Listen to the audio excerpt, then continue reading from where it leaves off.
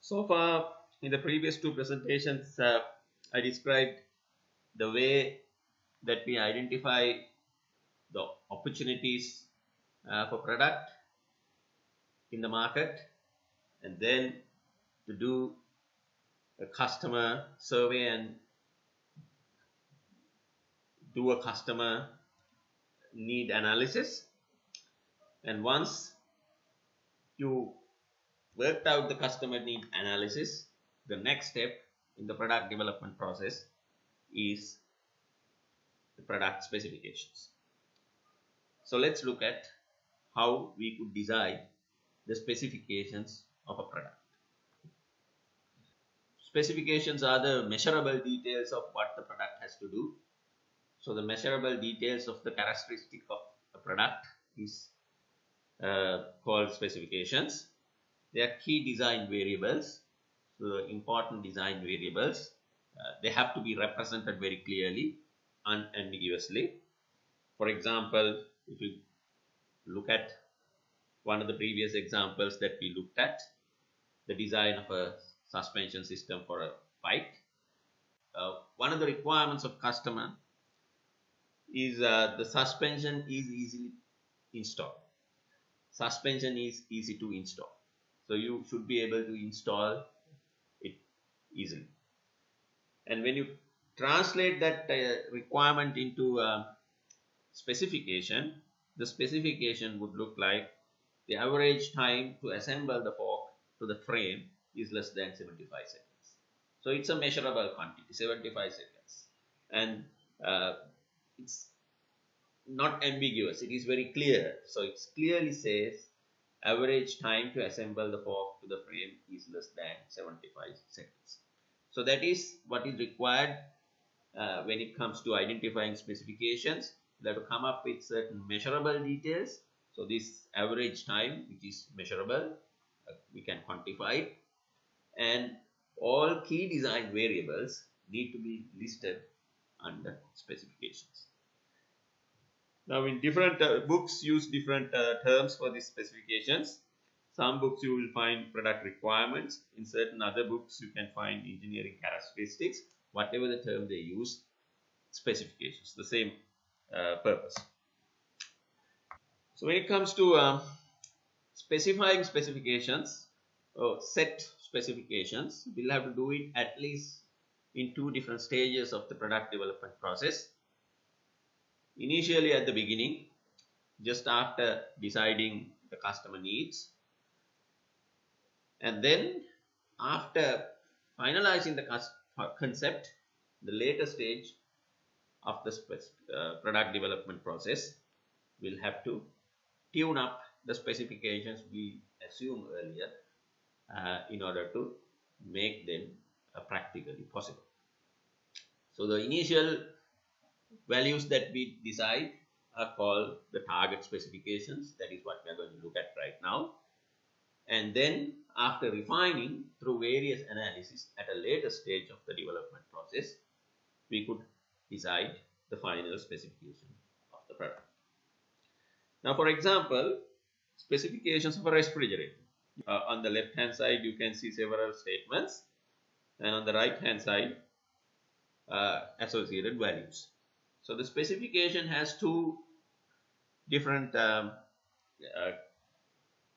characteristics or two different attributes. One is the metric. The metric is the description of that specification, and then the value is the corresponding value of it. For example, freezer capacity is the metric, and 60 liter is the value. So when it comes to values, of course, we'll have to measure it, and these are measurable quantities, therefore measure it. And when it comes to measuring something, there has to be a unit associated in most of the time. For example, there can be exceptions like number of doors. There is no unit to measure number of doors, one single door or two doors or something like that. But in most of the situations, we'll have unit also. Now we basically establish these target specifications just after doing the customer completing the customer need analysis and before we decide the product concept. Now the major challenge that we have to encounter at this stage when it comes to deciding target specifications is, of course, we can't decide these technical details arbitrarily. So to decide these values, we need to do some analysis. So that is the biggest challenge at this initial level, because the target specifications we are going to set without doing any analysis. So so we'll have to be careful about it. So we can use prior information. We can look at the specifications of other products, other similar products, I would say, when it comes to deciding the numbers. And of course, the target specifications are the goals of the development team. So we try to describe the product at the initial stages using these target specifications. So the target specifications, both metrics and the values, can be identified at the initial stage through brainstorming sessions. So when it comes to establishing target specifications, the first thing that we need to do is we'll have to prepare a list of metrics, list of key design parameters of the product, and then we'll have to do some competitive benchmarking. That is, we'll have to look around and see the specifications of other similar products available in the market, if any. And then, of course, we can set ideal and marginally accepted target values. Again, as I said earlier, target values you can't set arbitrarily. Need to do certain analysis. But again, based on your past experience, the values of the other products, similar products, etc., you could set initially ideal values as well as marginally acceptable values to begin the exercise. And then, of course, we'll have to revisit all these processes and see whether we have included all these important aspects in the specification that you derive. Step 1, prepare the list of metrics. So as probably you understood by now, the specifications are formed by translating customer needs to a set of precise measurable attributes, translation of customer needs to measurable quantities. Therefore, indirectly, by meeting the specifications, we will satisfy the customer requirements. So at this stage, we'll have to find precise measurable characteristics that would describe, that would reflect the customer need. For example, the customer need may be, if it is a refrigerator, the customer need may be adequate space in the freezer. And we decide the metric, freezer capacity, as the metric that would reflect the requirement, customer requirement. And of course, there can be several metrics for each need, and one metric will satisfy many needs, like that. For example, if you look at this table, this is suspension fork problem that we looked at some time back. And this list, you can see there are 20 customer needs. So these customer needs and the relative importance of those needs. So this is exactly what is expected in the task 2 in my first presentation given to you. So you'll have to, once you decide your customer need analysis, you'll have to have a table exactly similar to this for the product that you're going to develop. The customer need analysis, need, list of needs, and relative importance of these needs. And then, of course, you can translate these needs to metrics one by one. Now, as I said earlier, to obtain the importance or the relative importance, so you could decide through a discussion, through a brainstorming session with your colleagues or the members of the team, or else you could use technique like HP to analytically find these importances. Now, if you look at this diagram, so this is the list of specifications, target specifications of this product, and they are mapped. You can see the matrices are mapped to needs, or needs are mapped to matrices in here, and in this you can identify two needs at least are addressed using one matrix. If you go back, you can see the needs. Need number 1 is reduce vibration to the handle. Need number 3 enables high speed descent on bumpy trails. So these two are more or less vibration related issues. So the metrics like attenuation from dropout to handle bar at 10 Hz. You can see that is measured using decibels. The relative importance is 3, and that is matrix number 1. And over here you can see, of course, another set 16 and 17, 17 and 18 are addressed using one single metric. And at the same time, over here you can see number 9, for example, customer need number 9. If I go back, number 9 is fits a wide variety of bikes, wheels and tires. So that's kind of a versatility of this product. To address this, for example, they have used 4 different metrics: headset size, tube length, wheel size, maximum tire width, for example. So each need can be addressed by using one matrix or many metrics, or several needs can be addressed by one metric. So this is a guideline to prepare the list of matrices. I am not going to go through one by one all this. So please take this into account when you decide the list of metrics for your product. And the step 2 is collect competitive benchmarking information.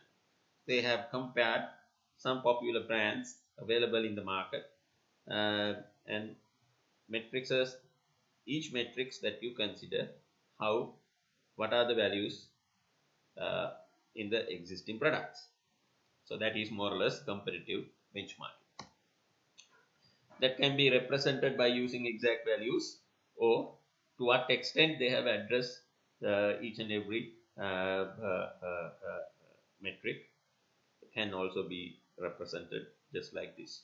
Higher the number of dots, better the product is as far as that particular metric is concerned. So then, of course, we can set ideally and marginally acceptable target values based on these observations. Ideal values are basically what you think would be the best value, and the marginally acceptable values are kind of values. For example, you need to have something at least this much. You have to have a freezer capacity at least 50 liters. So minimum value is 50 liters. Weight, the maximum value of the weight may be 200 kilograms, for example. You should not exceed that. Like that, you can set marginally acceptable values.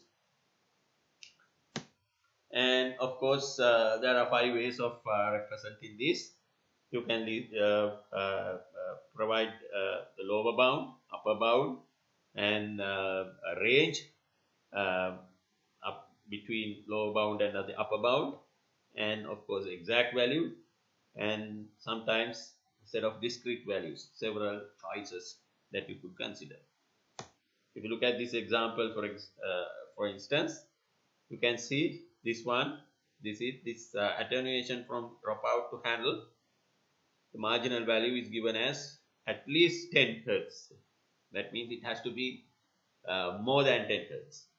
Likewise, steer tube length, some discrete values are given. Some discrete values are given as marginal values. And for some other things, for example, maximum tire width, it has to be greater than 1.5. Time to assemble to frame, it has to be less than 60 seconds, like that. So you can have values, and also spring preload. It's a range 480 to 800 newtons. Likewise, you can set your marginal values exact values, as a range, as upper bound, lower bound, or set of discrete numbers. And out of that, you can guess some ideal values also. So we try to meet this requirement as much as possible through analysis. So number 4 is reflect on the results and the process. So you'll have to revisit everything and see whether you have considered all necessary information, and you have included all the specifications, all the attributes or key design parameters in the specification. Likewise, whether this job is a complete job, you'll have to look back and see. So once the target specifications has been set, then of course you can concentrate on generating some concepts, some possible solutions based on these target specifications. Now, to see whether all customer needs are translated to specifications, we could use a technique called quality function deployment, QFD. So the quality function deployment is a kind of a matrix that relates the customer needs, or in other words, what customers need, to how the product going to satisfy this, how the product is going to deliver the customer needs, that is specifications.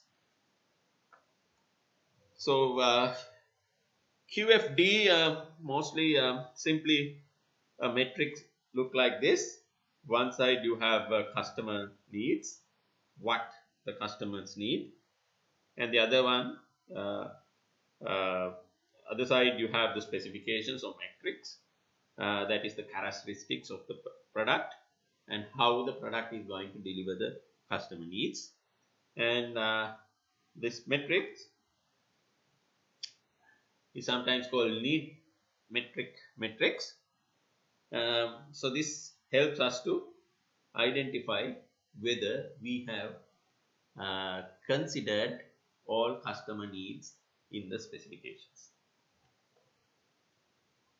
Of course, this quality function deployment is done in 2 stages. First stage is primary quality function deployment, primary elements of quality function deployment. This is what I just explained. And then you can expand this one as the secondary elements of quality function deployment. Sometimes we call house of quality, just because of the shape over here, we call it house of quality. And this one incorporates few additional things. For example, competitive benchmarking and technical benchmarking. After doing the competitive benchmarking analysis, so this gives you how well your product is going to sustain in the competitive market, how good you, how effectively you address the needs to be competitive in the markets. So, and then the target values and directions, for example, and that means once you set certain values to be competitive in the markets, whether these values need to be increased or decreased or something like that.